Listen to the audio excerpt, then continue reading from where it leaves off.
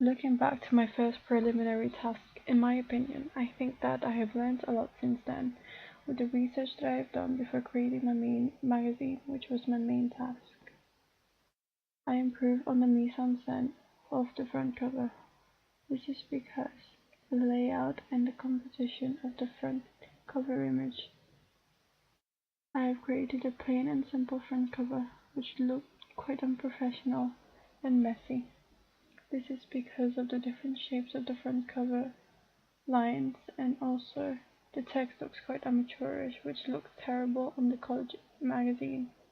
Whereas now I have learned that keeping it simple and not too over the top, by just leaving the cover lines without any shape background on it, and leaving it as plain text on the front cover, and enhancing it subtly with a hint of drop shadow instead of a shape background behind the text.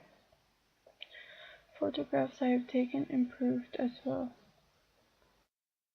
because I have professionally taken them by myself in a studio with lightings and image editing, which I spent a lot of time doing instead of this college magazine image, which was only quickly taken when there was no lighting compared to the magazine photo shoot that I have taken now. The image must create a striking impact to the reader for the front cover, which the college front cover lacked of.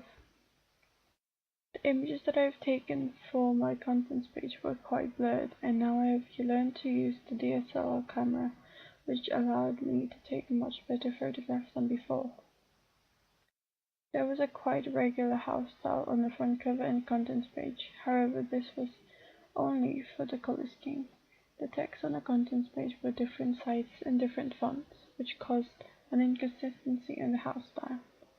The spacing of the images were very different in sizes as well, which made the layout page look quite tacky and amateur-like.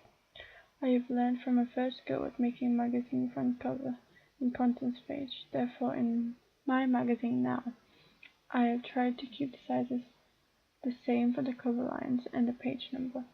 I have also kept the layout consistent by keeping the spaces of the images the same.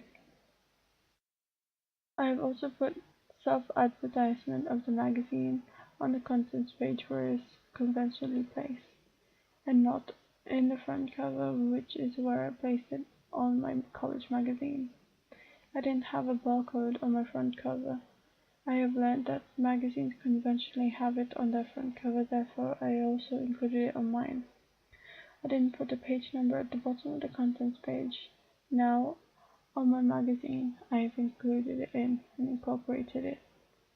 There aren't any issue numbers or any dates on the contents page and the front cover, which I have changed and utilized on my music magazine now.